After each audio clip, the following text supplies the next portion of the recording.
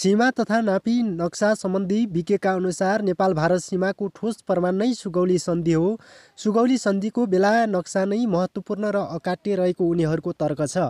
नापी विभागका पूर्व महानिर्देशक पुण्यप्रसाद ओलीले सुगौली सन्धि नै प्रमुख प्रमाण रहेको बताए। सुगौली सन्धिमा स्पष्ट छ, काली नदी हाम्रो सीमा नदी हो, कालीको उद्गम लिम्पियाधुरा हो।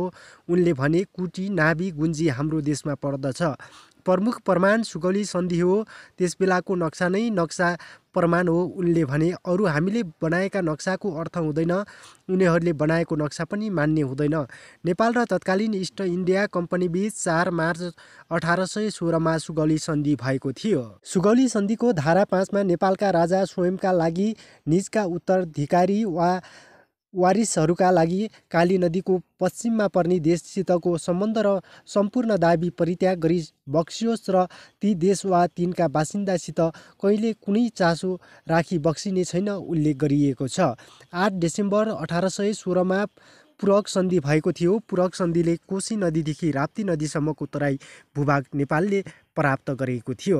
भारतमा 1850 ताका भएको स्वतन्त्रता सङ्ग्राम बनाउन इस्ट इन्डिया कम्पनीलाई सहयोग गरे बापत तत्कालीन शासक जङ्गबहादुर राणाले उपहार स्वरूप बाँके, बर्दिया, कैलाली र कञ्चरपुर प्राप्त गर्ने गरी गरिएको सीमा सम्बन्धी पूरक सन्धि 15 नोभेम्बर 1860 भएको थियो। त्यस्तै 7 नोभेम्बर 1875मा दाङको डुरुवा श्रृङ्खलाको सिमाना निश्चितता सम्बन्धी सन्धिबाटै भारतसँगको हालको सिमाना निर्धारण भएको थियो। यी सबै सन्धि सुगौली सन्धिको आधारमा भएका पूरक सन्धि हुन्। सुगौली सन्धि हुँदाको नक्सा भने खोज्नुपर्ने बताए। नेपालले बनाएका नक्सा भारतले पनि पेश गर्न सक्छ, हामीले उनले बनाएका नक्सा पनि देखाउन सक्छौँ उनले भने। त्यसकारण बीचबीचमा प्रकाशन भएका नक्सा प्रमाणको आधार हुन सक्दैनन्। सुगौली सन्धिकै आधारमा सन् 1845 भएको नेपाल भारत बीचको स्थिर सीमा सिद्धान्त फिक्स बाउन्डरी प्रिन्सिपल अर्को प्रमाणको आधार भएको बताए। यसमा सुगौली सन्धि हुँदा बखतको सीमा नै दुई देशको सीमा हुने यो स्थिर सीमा सिद्धान्तमा उल्लेख गरिएको छ।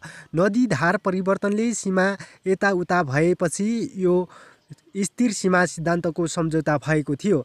पुनः सुगौली सन्धिका बनेको नक्सालाई आधार नक्साको रूपमा मानेर दुवै देशलाई मान्य हुने गरी सीमाको नक्साङ्कन गरी सीमा स्तम्भ गाँट्न तत्कालीन श्री 5 को सरकार मन्त्री परिषदको 2045 मङ्सिर 22 को निर्णय अनुसार स्थिर सीमा सिद्धान्त अपनाउने सहमति भएको थियो।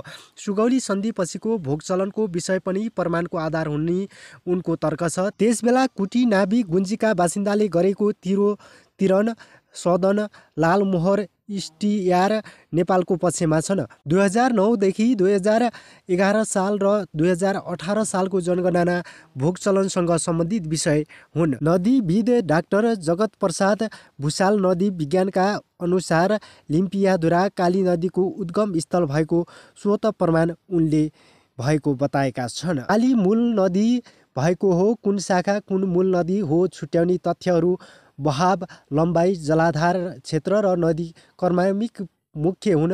उनले भने नदी विज्ञानको ती तथ्यले लिम्पियाधुराबाटै आउने काली नदी भएको स्पष्ट भएको छ।